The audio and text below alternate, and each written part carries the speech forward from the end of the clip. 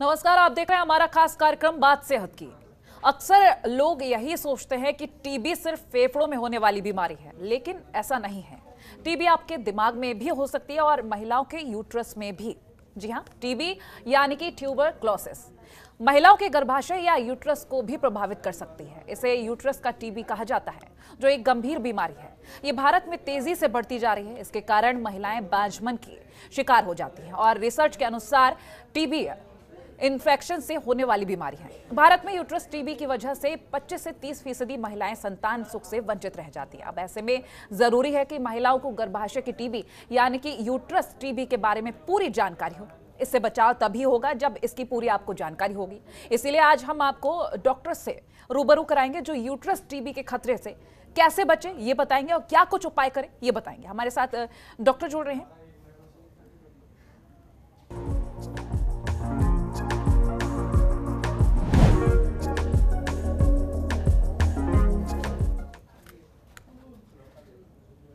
Gynaecologist doctor Nimisha Agarwal हमारे साथ जुड़ गए। इनसे आज हम जानेंगे कि यूट्रस टीबी क्या है, कैसे बचा जा सकता है। डॉक्टर निमिषा, बहुत स्वागत है आपका जनतंत्र टीवी पर। और सबसे पहला मेरा आपसे यही सवाल रहेगा कि यूट्रस टीबी क्या है, कैसे समझाएं दर्शकों को, उन महिलाओं को कि इससे कैसे बचा जा सकता है, क्योंकि बिना जाने कि इसके क्या लक्षण होंगे बचा नहीं जा सकता। पहले तो इसके बारे में हम जानेंगे आपसे। नमस्कार। ट्यूबरक्लोसिस बीमारी, जैसा कि आप जानते हैं, काफ़ी गंभीर है, काफ़ी कॉमन है, सामान्य है, काफ़ी तेज़ी से बढ़ता जा रहा है। पेल्विक ट्यूबरक्लोसिस यानी जेनाइटल ट्यूबरक्लोसिस, जिसको डॉक्टरी भाषा में कहते हैं, इसमें गर्भाशय, उसके जुड़ी दोनों साइड जो नाल होती है, जिसे हम फैलोपियन ट्यूब कहते हैं, ओवरीज दोनों साइड की, और भी रिप्रोडक्टिव सिस्टम के ऑर्गन्स इससे प्रभावित हो सकते हैं। जिन महिलाओं को इस ट्यूबरक्लोसिस की बीमारी हो गई है, उनमें काफी हद तक इनका बांझपन का भी रिस्क होता है। यह बीमारी एक बैक्टीरिया से होती है जिसका नाम माइकोबैक्टीरियम ट्यूबरक्लोसिस है। और अगर किसी और भाग में ट्यूबरक्लोसिस है या टीबी की बीमारी है, उसमें एज हाई एज 30% महिलाओं में गर्भाशय का या जेनाइटल या पेल्विक ट्यूबरक्लोसिस का संक्रमित होना संभव है। लक्षण अगर हम जानने की कोशिश करें, क्योंकि ट्यूबरक्लोसिस बहुत से लोग सिर्फ एक ही टीबी के बारे में जानते हैं, उनके दिमाग में सिर्फ यही चलता है कि खांसी इसका लक्षण होता है, जो कि जी लक्षणों के बारे में बात करेंगे। जी, लक्षणों में फेफड़ों की टीबी, जैसा कि हम सब जानते हैं कि खांसी इसका सामान्य लक्षण होता है, लेकिन इसके अपोजिट अगर हम देखें तो गर्भाशय का जो भी ट्यूबरक्लोसिस है, इसमें शुरुआती लक्षण बिल्कुल भी नहीं होते हैं या ना के बराबर होते हैं। लेकिन अगर थकावट होना, हल्का बुखार आना या वजन कम होना या पीरियड्स के दौरान निचले पेट के निचले भाग में दर्द होना या माइल्ड सफेद पानी आना और बांझपन, बहुत सारी महिलाओं का तो इस तरह ये डिटेक्शन होता है जब वो बच्चा ट्राई करने की कोशिश करती हैं और उसके दौरान ये पता चलता है कि गर्भाशय का टीबी है। ठीक है डॉक्टर, आपसे ये भी जानेंगे, क्योंकि अगर ये लक्षण है तो ज्यादातर लोग तो नहीं पहचान पाते, क्योंकि उनको लगता है, कुछ लोग घरेलू उपाय भी करने लग जाते हैं, क्योंकि कई लोग ऐसा करते हुए पाए भी गए हैं। अगर मेन हम लक्षणों के सिम्टम्स की बात करें तो वो सिम्टम्स जी इनमें मुख्य सिम्टम उन्हें ये है कि अगर पीरियड्स के दौरान गड़बड़ी हो या उनकी जितनी भी पीरियड की जो दिन होते हैं वो कम ब्लीडिंग होना, जिसको हम हाइपोमेनोरिया डॉक्टरी भाषा में कहते हैं, या एमेनोरिया भी हो सकता है, उनका महीना भी रुक सकता है। यह सब हम इससे रिलेट करते हैं कि ट्यूबरक्लोसिस नामक बैक्टीरिया गर्भाशय के अंदर की लाइनिंग को धीरे धीरे खाता रहता है। तो शुरुआती लक्षण नहीं होते हैं, लेकिन जब थोड़ा एडवांस स्टेज हो जाता है तो उनकी मासिक माहवारी के समय जो ब्लड फ्लो, जिसको हम कहते हैं, वो मात्रा में कम हो जाता है। तो जिनको अगर कम हो, उनको जरूर डॉक्टर के पास फौरन जाना चाहिए और इवैल्यूएशन कराना चाहिए। डॉक्टर निमिषा, ऐसा भी पॉसिबल है क्या गर्भाशय में जो टीबी होता है, गर्भधारण करने के बाद भी क्या ऐसा पॉसिबल है कि ट्यूबरक्लोसिस से पॉजिटिव हो? काफी गर्भवती महिलाओं में भी ट्यूबरक्लोसिस देखा गया है और ये भी देखा गया है कि जिनकी इम्यूनिटी या जिनकी संक्रमण होने की जो क्षमता है वो कम होती है, इम्यूनिटी जिसको इम्यून सिस्टम कहते हैं, उनमें ये देखा गया है कि ट्यूबरक्लोसिस प्रेगनेंसी में भी हो सकता है।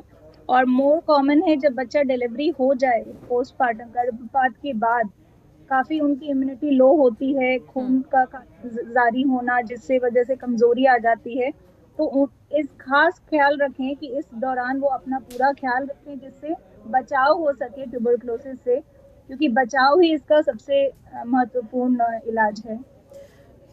डॉक्टर निमिषा, हम अगर बात कर रहे हैं टीबी को लेकर, तो काफ़ी सारी ऐसी चीज़ें होती हैं जिनको आज के लोग नहीं जानते या फिर वो महिलाएं नहीं जानती है, क्योंकि ज़्यादातर अगर हम ग्रामीण क्षेत्रों की बात करते हैं तो ज़्यादातर महिलाएं घर में इलाज करना चाहती हैं और ऐसे में उन्हें पता भी नहीं चल पाता कि किस तरह से इस बीमारी से निपटा जाए। क्या ऐसा भी होता है कि किसी होम रेमेडी से या घर पे इसका इलाज हो सकता है क्या? अगर डेफिनेटिव लक्षण है ट्यूबरक्लोसिस के तो डेफिनेटली उनको घरेलू इलाज नहीं करना चाहिए, फौरन डॉक्टर के पास संपर्क करना चाहिए। लेकिन जैसा कि मैंने कहा कि बचाव ही जरूरी है कि उनको ना हो या आगे ना बढ़े, तो उसमें डाइट यानी पुष्ट आहार बहुत जरूरी है।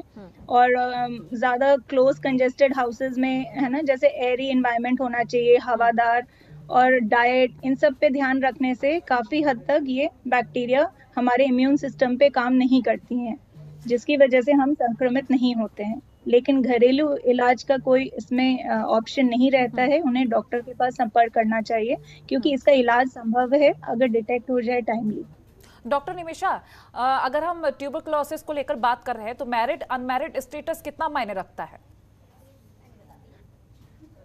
इसमें खास दोनों ही ग्रुप्स ऑफ महिलाओं में यह कॉमन है होना, और इसमें ज्यादा मायने नहीं रखता है मैरिज स्टेटस, किन्हीं को भी हो सकता है। यंग गर्ल्स में काफी कॉमन हो रहा है जिनको डाइट उनकी अच्छी नहीं है, इम्यून सिस्टम लो है, और उसकी वजह से वो उस समय पकड़ में नहीं आता है, और जब उनकी शादी होती है उसके बाद वो बच्चा ट्राई करने की कोशिश करती हैं, तो उस दौरान बांझपन या किसी भी कारणवश ये पता चलता है।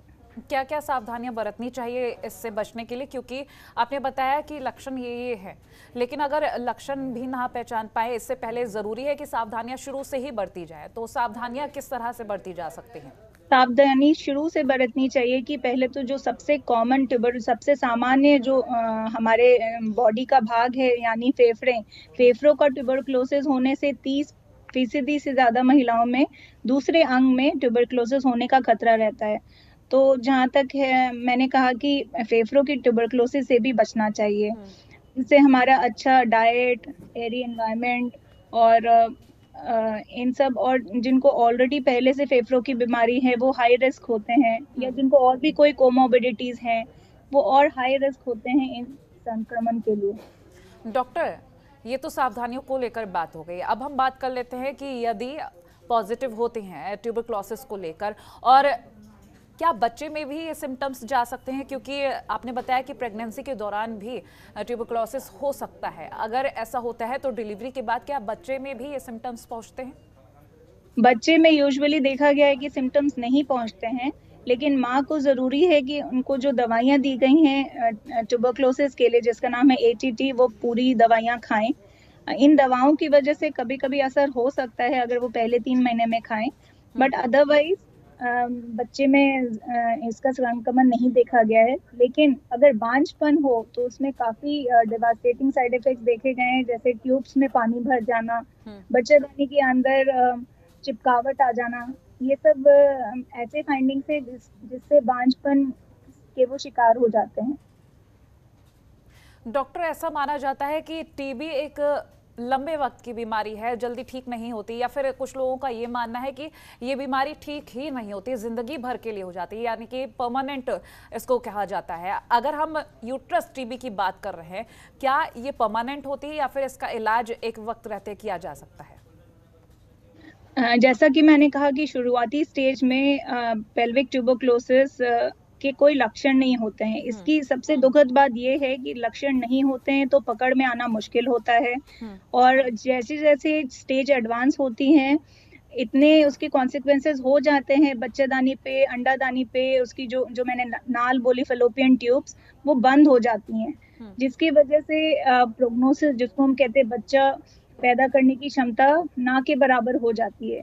तो अगर इसे पकड़ में आ जाए किसी टेस्ट के द्वारा, जो बहुत मुश्किल है क्योंकि यह कीड़ा बड़ा जिद्दी माना जाता है और जल्दी किसी टेस्ट के पकड़ में नहीं आता है, तो इनकेस अगर पकड़ में आ जाता है तो उनको 6-9 महीने की जो एंटी ट्यूबरकुलर थेरेपी दवाइयां होती हैं डॉट्स सेंटर के द्वारा दी जाती हैं, उनको पूरा पूरा खाएं।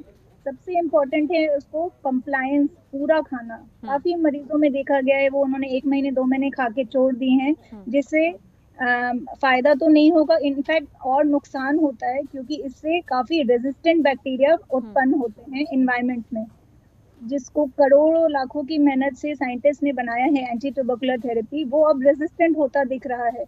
काफी साइंटिस्ट ने ये भी बताया है कि इसका मुख्य कारण है कि उन्होंने कंप्लीट दवाइयां नहीं ली हैं। तो अगर 3 या 6 महीने या 9 महीने जिस भी रेजिमेंट को वो फॉलो कर रहे हैं, मेरा यही उनसे अनुरोध है कि एक भी गोली ना छोड़े। हम तो मरीजों को यही कहते हैं कि एक भी गोली ना छोड़े। अगर 6 महीने बोला गया है तो 6 महीने खाएं, 9 महीने 9 महीने, तो इससे काफी हद तक इलाज हो सकता है। लेकिन बांझपन का इलाज मुश्किल हो जाता है अगर लेट स्टेज में पकड़ा गया हो, क्योंकि ट्यूब्स ब्लॉक हो जाती हैं, बच्चेदानी के अंदर चिपकावट आ जाती है, हाइड्रोसैल्पिंग्स बन जाता है, यानी ट्यूब्स में पानी भर जाना। इन सब वजह से बच्चे ठहरने में दिक्कत होती है और आर्टिफिशियल टेक्निक्स का फिर सहारा लेना पड़ता है बच्चा लेने के लिए। ठीक है, क्या कोई वैक्सीन भी है यूट्रस टीबी के लिए? क्योंकि हर मर्ज के लिए एक वैक्सीन आज के वक्त में उपलब्ध है। अगर हम यूट्रस टीबी को लेकर बात कर रहे हैं तो डॉक्टर, क्या इसके लिए कोई वैक्सीन भी उपलब्ध है? वैक्सीन जो हम बच्चों में पीसीजी का टीका होता है, वो कुछ हद तक हमें ओवरऑल ट्यूबरक्लोसिस से प्रोटेक्शन देता है। अदरवाइज ऐसे अडल्ट्स में कोई वैक्सीन नहीं है। ठीक है, यानी कि अगर इस बीमारी से निपटना है तो दवाइयों के सहारे ही आगे बढ़ना होगा, यानी कि वक्त रहते दवाइयां लेनी है, चाहे वो 6 महीने का कोर्स हो या 9 महीने का कोर्स हो, निपटा जा सकता है। कुल मिलाकर लोगों को ये संतुष्टि हो सकती है कि अगर इससे वो पॉजिटिव है तो उस बीमारी से वो मुक्ति भी पा सकते हैं। डॉक्टर? हाँ, श्योर। एंटी ट्यूबरकुलर थेरेपी उनके लक्षण का इलाज हो सकता है, और अगर उनके और भी कोई सिम्टम है उसमें काफी राहत मिलेगी, उनको भूख लगने लगेगी, वजन घटना कम हो जाएगा, बुखार नहीं आएगा, ये सब लक्षण में तो काफी आराम होगा। लेकिन जहां तक हम गायनेकोलॉजिकल या पेल्विक ट्यूबरक्लोसिस की बात करते हैं, बांझपन का इलाज का सोचते हैं, उसमें काफी हद तक निराशा होती है। जैसा कि मैंने कहा कि सिर्फ दवाइयां खाने से जरूरी नहीं है कि बच्चा ठहर जाए, काफी दिक्कत होती है और असिस्टेड रिप्रोडक्टिव टेक्निक्स का भी सहारा लेना पड़ सकता है। चलिए, ये तो हमने लक्षणों को लेकर बात कर ली, सावधानियों को लेकर बात कर ली और क्या उपाय है इन सभी को लेकर आपसे बात की। लेकिन अगर हम एक हेल्दी चार्ट, एक डाइट चार्ट को लेकर बात करना चाहें, क्योंकि जाहिर सी बात है कि यूट्रस की जब बात आती है तो बहुत ज़्यादा सेंसिटिव मामला नज़र आता है। ऐसे में किस तरह से डाइट फिक्स किया जा सकता है? डाइट में सामान्य रूप से जिसे हम पौष्टिक आहार कहते हैं, बैलेंस डाइट होना चाहिए। प्रोटीन्स काफी मात्रा में होनी चाहिए, दाल और जितने भी स्प्राउट्स होते हैं, उपजाऊ चीजें, इन सब में प्रोटीन्स होता है, कैल्शियम होता है। प्रोटीन्स हमारे इम्यून सिस्टम को काफी बूस्ट करता है, तो high rich protein rich diet होना चाहिए और ज्यादा जंक फूड, कैलोरीज ये सब नहीं होने चाहिए। ये सब में ऑर्गेनिक फूड नहीं होता है, तो इन सब खाद्य पदार्थ खाने से, जंक फूड खाने से हमारे इम्यून सिस्टम पे काफी असर पड़ता है। प्लस जितने भी एंटीऑक्सीडेंट्स हैं, मिनरल्स हैं, ट्रेस एलिमेंट्स है, ये सब भी हमारे डाइट में होना चाहिए in the form of fruits हैं, वेजिटेबल्स हैं, फल सब्जियां, साग, हरी साग, ये सब खाना चाहिए। और साथ ही आपसे अब हम ये भी जानेंगे, क्योंकि जब हमने डाइट चार्ट को लेकर बात कर ली है, अब कोविड को लेकर बात कर लेते हैं, क्योंकि कोविड काल पिछले 2 सालों से ये परेशानी सामने है ही, और ऐसा लगता है कि हमें जिस तरह से सरकार ने नियम बनाए थे उनका तो पालन करना ही है, और गवर्नमेंट ने जो कहा था, WHO ने जो कहा था कि हमें कोविड के साथ जीने की आदत डालनी होगी, तो ऐसे में डबल चुनौती हो जाती है, डबल तरीके से हमें खुद को सतर्क रखना होगा, सुरक्षित रखना होगा। तो कोविड में किस तरह से हम इन सब चीज़ों से निजात पा सकते हैं, क्योंकि कोविड में खतरा ज़्यादा बढ़ता हुआ नजर आ रहा है?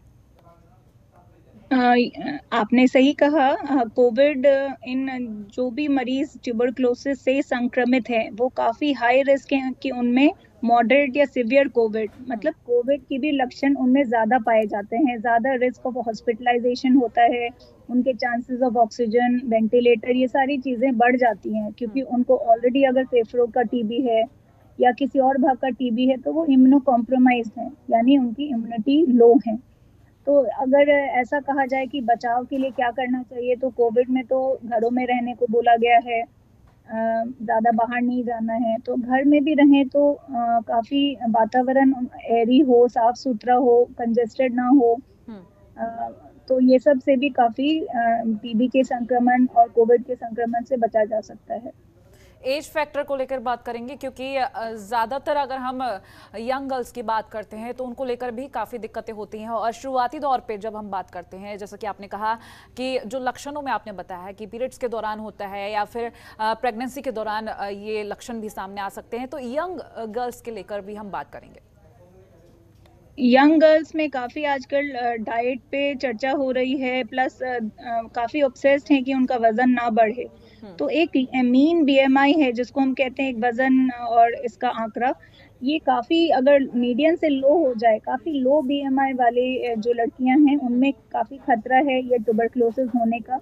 प्लस जिनकी डाइट अच्छी नहीं है और मेंस्ट्रुअल हाइजीन जो अभी काफी प्रचलित है कि मेंस्ट्रुअल हाइजीन मेंटेन करना चाहिए, इन सब कारण से भी हम इन यंग लड़कियों में बचाव कर सकते हैं टीबी का। अगर ज़्यादा खतरा किस एज में है, क्योंकि एज फैक्टर भी काफ़ी मायने रखता है। ऐसा कहा जाता है कि जैसे जैसे एज बढ़ती है इम्यून सिस्टम वैसे वैसे लो होता जाता है और ये भी कहा जाता है कि जो कम उम्र की लड़कियां होती हैं उनमें भी ऐसा पाया जाता है। तो हम एज फैक्टर को लेकर इस दिशा में भी बात करेंगे। कम उम्र की लड़कियों में भी यह कॉमन है, प्लस अगर वैसे कहा जाए तो रिप्रोडक्टिव एज ग्रुप में यह समस्या काफ़ी कॉमन है। रिप्रोडक्टिव एज ग्रुप शुरुआत हो जाता है अराउंड 19-20 ईयर्स से एंड अप टू 40 ईयर्स से। तो रिप्रोडक्टिव एज ग्रुप यानी जो बच्चा पैदा करने वाला जो उम्र है उसमें तो यह कॉमन होता ही है जेनाइटल ट्यूबरक्लोसिस। यंग लड़कियों में भी यह काफ़ी कॉमन है। लेकिन अगर सामान्य पॉपुलेशन देखा जाए तो जो ऑलरेडी किसी और बीमारी से ग्रसित हैं उनमें कोई एज मैटर नहीं करता है, उनको किसी भी टाइम ट्यूबरक्लोसिस हो सकता है क्योंकि वो ऑलरेडी किसी और बीमारी से ग्रसित होने की वजह से इम्यूनो कॉम्प्रोमाइज्ड हैं। ठीक, और साथ ही आपसे ये भी जानेंगे क्योंकि 25 से 30% ऐसा कहा जा रहा है कि महिलाएं इस यूट्रस टीबी से पॉजिटिव पाई जाती हैं और साथ ही उनको काफ़ी ज़्यादा दिक्कतें भी होती हैं, जैसा कि बताया बांझपन के शिकार हो जाती हैं महिलाएं।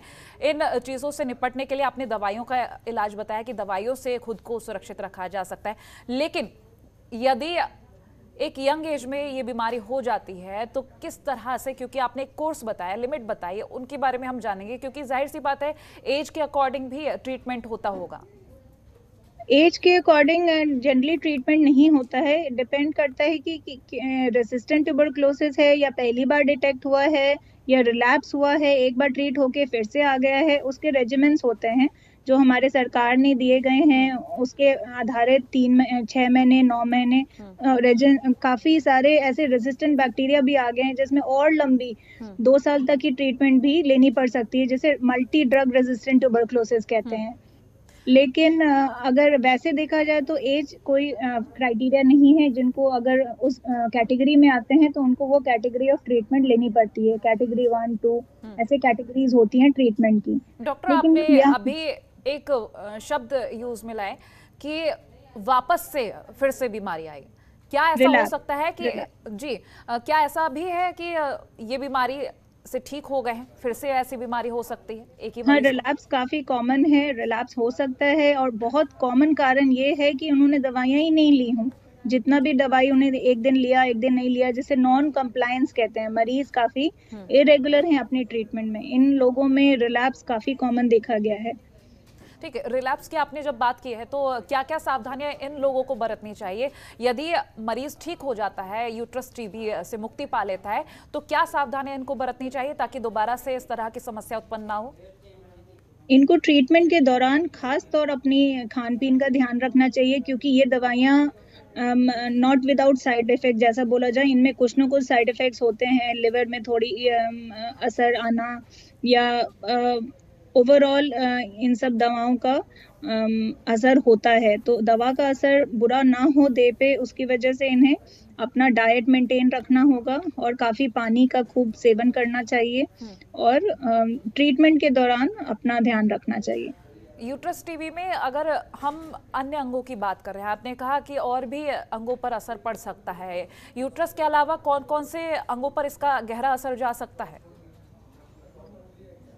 जैसा कि मैंने कहा, मोस्ट कॉमन जो अंग है हमारे देह का वो फेफड़ा है, लेकिन इनफैक्ट जितने भी ऑर्गन्स है बॉडी में, सब में टीबी का संक्रमण हो सकता है। लेकिन अगर पेल्विक ऑर्गन्स की बात की जाए तो गर्भाशय यानी यूट्रस, फेलोपियन ट्यूब, ओवरीज यानी अंडाशय जो दोनों साइड होती हैं यूट्रस के, फिर गर्भाशय का मुंह यानी सर्विक्स, ग्रीवा, इसमें काफी कॉमन, इसमें भी हो सकता है रेयरली, और बाकी लिम्फ नोड्स में जा सकता है जो हमारे कॉमन मेडिसिन की जब हम बात करते हैं तो ऐसे कई लोग होते हैं जो कॉमन मेडिसिन यूज करना चाहते हैं बिना डॉक्टर से परामर्श लिए, उनके लिए क्या निर्देश हो सकते हैं? बिना डॉक्टर के निर्देश के इन दवाओं को नहीं लेना चाहिए, और गवर्नमेंट के काफ़ी रेगुलेशंस हैं कि ये उन्हीं को, जो डायग्नोस्ड केस हैं उन्हीं को ये दिया जाता है। प्लस जो ओवर द काउंटर मेडिकेशंस लेते हैं वो नहीं लेना चाहिए, बिकॉज उससे ज़्यादा घाटा होता है ना कि फ़ायदा। और बहुत बार पेशेंट्स टेली कंसल्टेशन में भी कंसल्ट कर सकते हैं, जो आजकल के कोविड में काफ़ी कॉमन हो गया है कि अस्पताल कैसे जाएं, डॉक्टर से कैसे संपर्क करें। तो हर मेजर अस्पताल में टेली कंसल्टेशन की सुविधाएं उपलब्ध हो रही हैं, जिससे वो ऑनलाइन अपॉइंटमेंट लेके फ़ोन पे बात कर सकते हैं, डॉक्टर से परामर्श ले सकते हैं। इससे काफ़ी हद तक ओवर द काउंटर मेडिकेशन, जिसको OTC कहते हैं, ओवर द काउंटर, इसका सेवन कम हो सकता है। डॉक्टर, यूट्रस टीबी का हार्ट पर गहरा असर बताया जाता है, इस बात में कितनी सच्चाई है? हार्ट पे इसका खास असर नहीं होता है। अगर पेल्विक ट्यूबरक्लोसिस है तो वो लोकल इफेक्ट होता है, हार्ट पे उसका ज्यादा असर नहीं देखा गया है, लेकिन लोकल इफेक्ट डिवास्टेटिंग हो सकते हैं, जिसकी वजह से नेचुरल क्षमता बांझपन की कम हो सकती है। लेकिन पेल्विक ट्यूबरक्लोसिस को डायग्नोस करना बहुत जरूरी है और सही ढंग से। काफी सारे टेस्ट होते हैं, लेकिन अगर बच्चादानी का टीबी ढूंढना है तो जनरली हम टुकड़े की जांच लेते हैं, बच्चादानी के अंदर से टुकड़े की जांच लेके उसे भेजते हैं जांच में, और अगर उसमें टीबी पकड़ में आता है तो हम उसे डायग्नोज करते हैं, लेबल करते हैं। ठीक है डॉक्टर, ये भी जानेंगे क्योंकि अब बांझपन की जब हम बात कर रहे हैं तो ज़्यादातर लोगों को कई तरीके से ये भी लगता है कि कहीं ऐसा ना हो इस बीमारी की वजह से बांझपन हो, ऐसा ना हो इस बीमारी की वजह से बांझपन हो, तो कैसे पता लगा सकते हैं कि किस वजह से बांझपन है? क्या इसके लिए भी कोई और तरीका? यूजुअली अगर पीरियड्स में गड़बड़ी होती है, उनका फ्लो कम हो जाता है, माहवारी में फ्लो कम हो जाती है, तो हम संदेह करते हैं कि कहीं इसे ट्यूबरक्लोसिस ना हो। उसी तरह काफ़ी और लक्षण हैं, जैसे किसी और कंप्लेंट की वजह से अगर मरीज आता है लेकिन उसे हल्का बुखार है, भूख कम लग रही है, या असामान्य रूप से वजन कम हो रहा है, ये सब लोगों में संदेह होता है काफ़ी, और इनको ज़रूर इनका टीबी का जांच कराना चाहिए। कई लोगों के जहन में ये भी सवाल आता है कि यदि बच्ची पैदा हुई है उस वक्त से सिम्टम्स अगर हुए तो कैसे पता चलेगा? यदि बच्चा पैदा हुआ है, क्या ये भी पॉसिबल है तब से वो यूट्रस टीबी से पीड़ित हो? क्या ऐसा भी संभव है? यूजुअली ये बांझपन करता है, तो अगर बच्चा पैदा होने के बाद उसे लक्षण आ रहे हैं तो वो उसकी लो इम्यूनिटी की वजह से हो सकते हैं। और यदि ऐसा होता है तो कैसे निपटा जाए? इसके लिए क्या इलाज होगा? इलाज वही है, उनको जांच करानी चाहिए। अगर बहुत क्लिनिकल सस्पिशन है कि उनके सिम्टम्स काफ़ी ज़्यादा हैं, तो प्रभावित हो रहे हैं, तो फिर उन्हें एक टीबी स्पेशलिस्ट के पास भेजकर हम उनका इलाज करते हैं। चलिए, कुल मिलाकर अब मैं आपसे ये भी जानना चाहूँगी कि एक हेल्दी फीमेल के लिए क्या कुछ आवश्यक है कि वो आगे इस बीमारी से ना जूझे, आगे इन तरीके के सिम्टम्स उनमें ना हो? क्योंकि जाहिर सी बात है, यदि आप हेल्दी हैं तब भी सावधानियां बरतना बेहद ज़रूरी है। तो इन शॉर्ट हम वो सारी चीज़ें, चाहे वो हेल्थ को लेकर हो, चाहे फिर वो डाइट चार्ट को लेकर हो या एक्सरसाइज को लेकर हो, ये सारी चीज़ें जानेंगे। इन शॉर्ट तो मैं यही बोलूँगी कि डाइट बहुत ज़रूरी है, एक्सरसाइज जैसा कि आपने बोला अटमोस्ट इम्पॉर्टेंस है, थर्ड, मेंस्ट्रुअल हाइजीन, जिस पे काफ़ी फोकस होना चाहिए, अवेयरनेस, जागरूकता काफ़ी हद तक बढ़ानी चाहिए। मेंस्ट्रुअल हाइजीन, माहवारी के समय जो भी धर्म है उसको काफ़ी टैबूज है, मिथ्स हैं, जिसकी वजह से भी वो टीबी के शिकार हो सकते हैं। चलिए, तो बहुत शुक्रिया। साफ सफाई रखना, menstrual hygiene, in fact menstrual awareness week भी अब मनाया जाता है और काफ़ी यंग लड़कियों को जागरूकता प्रोग्राम में इंक्लूड किया जाता है। चलिए, डॉक्टर निमिषा, बहुत शुक्रिया हमारे साथ जुड़ने के लिए और ये तमाम जानकारी हमारे दर्शकों से साझा करने के लिए। किस तरह से यूट्रस टीबी से निपटा जा सकता है और खुद को सुरक्षित रखा जा सकता है, बात सेहत की में हमने आपको बताया। और जाहिर सी बात है कि ये सभी लक्षण यदि आप में है तो आप डॉक्टर से जाकर कंसल्ट जरूर करें और खुद से इलाज ना करें। डॉक्टर निमिषा ने बताया किस तरह से सावधानियां बरतें और किस तरह से इलाज करें।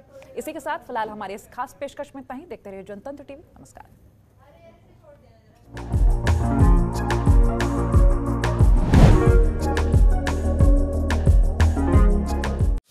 खबरों के निष्पक्ष विश्लेषण के लिए सब्सक्राइब करें Jantantra TV and press the bell icon. Never miss any update.